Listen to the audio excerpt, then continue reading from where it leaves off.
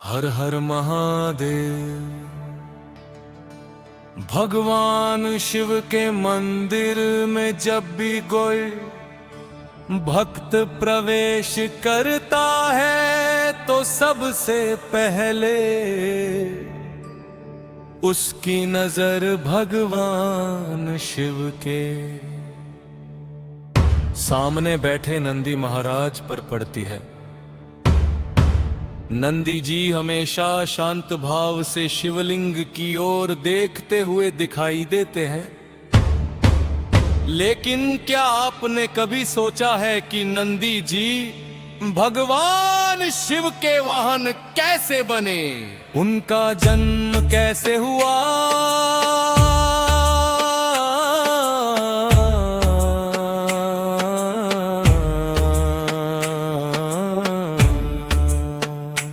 उन्होंने ऐसी कौन सी तपस्या की कि स्वयं महादेव ने उन्हें अपना सबसे प्रिय गण और वाहन बना लिया? आज की कथा इसी रहस्य से जुड़ी है। बहुत प्राचीन समय की बात है। एक महान ऋषि थे, ऋषि शिलाद। वे भगवान शिव के परम भक्त थे। उन्हें काज ही मन में तपस्या और भगवान की आराधना में बीतता था। लेकिन उनके मन में एक चिंता रहती थी। ऋषि शिलाद चाहते थे कि उनके घर ऐसा पुत्र जन्म ले जो साधारण मनुष्य ना हो, बल्कि धर्म, भक्ति और सदाचार का प्रतीक बने। वे चाहते थे कि उनका पुत्र भगवान शिव की भक्ति में अपना जीवन समर्पित करे। एक दिन ऋषि शिलाद ने कठोर तपस्या करने का संकल्प लिया। उन्होंने जंगल में जाकर भगवान शिव का ध्यान करना शुरू किया।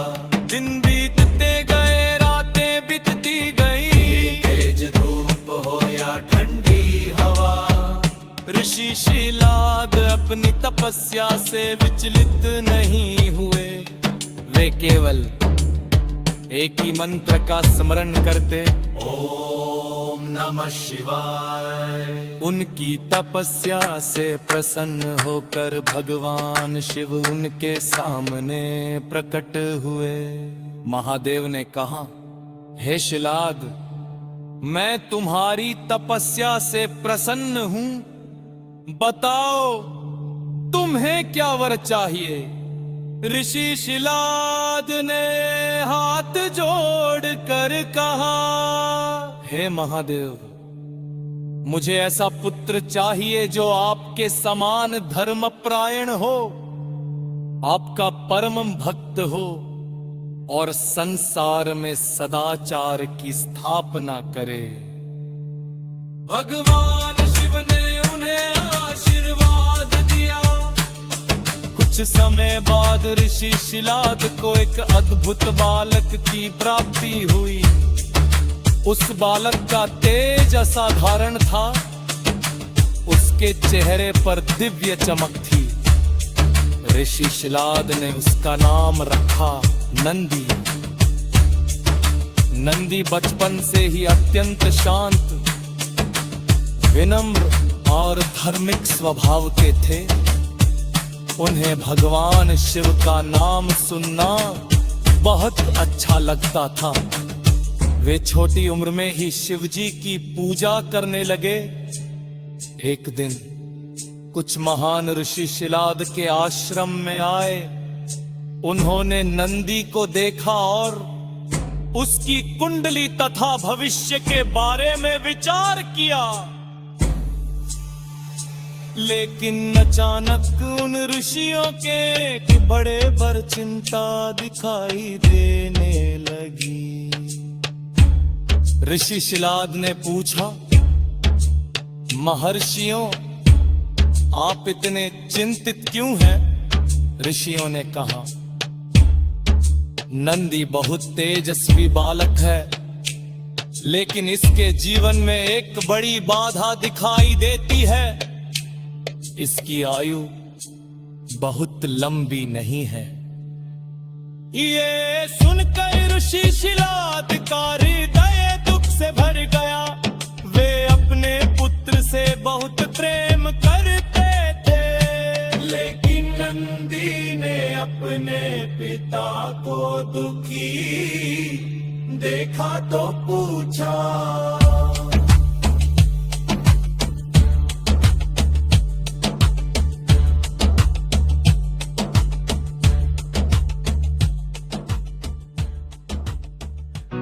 पिताजी, आप चिंता क्यों कर रहे हैं?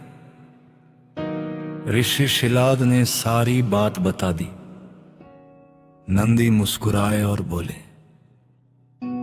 पिताजी, अगर मेरे जीवन के स्वामी स्वयं भगवान शिव हैं, तो मुझे किसी बात का भय क्यों होना चाहिए?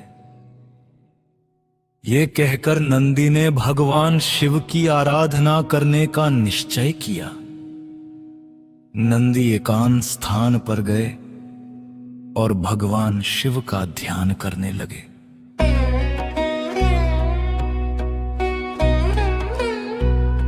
उन्होंने कठिन तपस्या शुरू कर दी। दिन रात वे केवल शिवजी का स्मरण करते रहे। उनकी तपस्या देखकर देवताओं को भी आश्चर्य हो।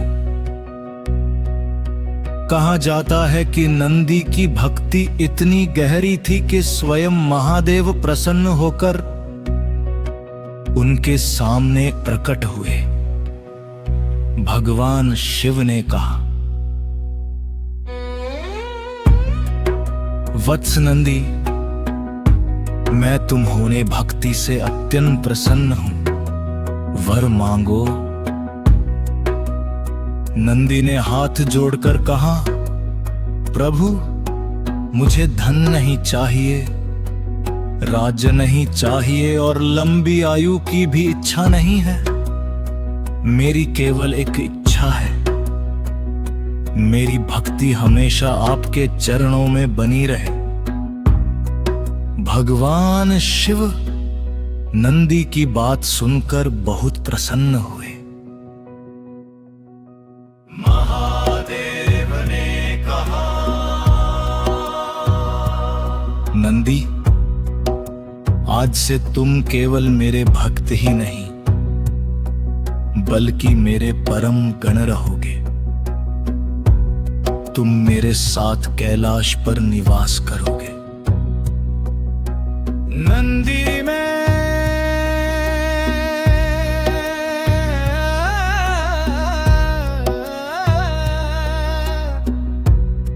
नंदी ने भगवान शिव को प्रणाम किया। तभी भगवान शिव ने उन्हें एक और महान सम्मान दिया। महादेव ने कहा, आज से तुम मेरे वाहन भी रहोगे और मेरे गणों के प्रमुख भी। संसार तुम्हें नंदीश्वर के नाम से जानेगा। यह सुनकर नंदी की आंखों में भक्ति के आंसू आ गए। उन्होंने कहा, प्रभु, मेरे लिए इससे बड़ा सौभाग्य और क्या हो सकता है। कहा जाता है कि उसी समय से नंदी भगवान शिव के अत्यंत प्रिय हो गए। नंदी केवल शिवजी के वाहन ही नहीं बने, बल्कि वे भगवान शिव के द्वारपाल और परम भक्त के रूप में भी पूजे जाने लगे।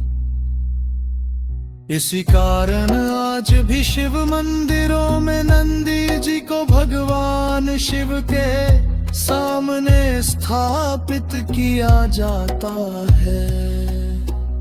नंदी जी का मुख हमेशा शिवलिंग की ओर रहता है। इसके पीछे भक्तों के लिए एक सुंदर संदेश भी माना जाता है। भक्ति में मन को हमेशा अपने आराध्य की ओर लगाए रखना चाहिए। नंदी जी हमें सिखाते हैं कि सच्ची भक्ति में स्वार्थ नहीं होता। उन्होंने भगवान शिव से धन या सुख नहीं मांगा, उन्होंने केवल शिव जी की भक्ति मांगी। इसीलिए नंदी भगवान शिव के सबसे प्रिय भक्तों में माने जाते हैं। कई शिव मंदिरों में भक्त नंदी जी के कान में अपनी मनोकामना भी कहते हैं। लोक परंपरा में विश्वास है कि नंदी जी भक्त की प्रार्थना अपने आराध्य महादेव तक पहुंचाते हैं। लेकिन इसका सबसे सुंदर अर्थ ये है कि जब भक्त अपने मन की बात सच्चे विश्वास और श्रद्धा से भगवान के सामने रखता है तो उसका मन स्वयं शांत होने लगता है। नंदी जी का शांत स्वरूप हमें धैर्य की शिक्षा देता है।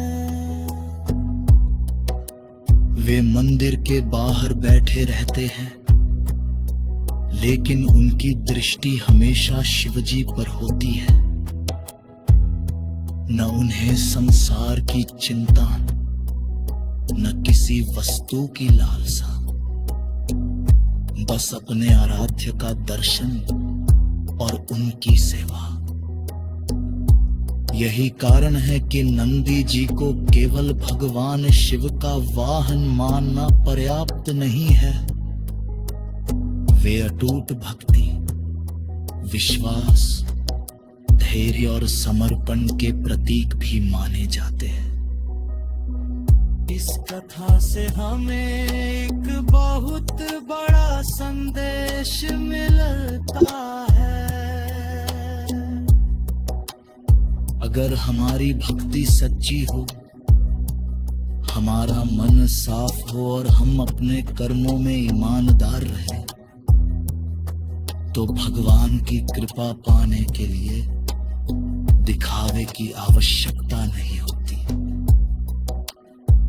नंदी ने भगवान शिव से कुछ नहीं मांगा था, फिर भी महादेव ने उन्हें अपने सबसे निकट स्थान दिया, क्योंकि भगवान को भक्त की संपत्ति नहीं, उसकी श्रद्धा प्रिय होती है।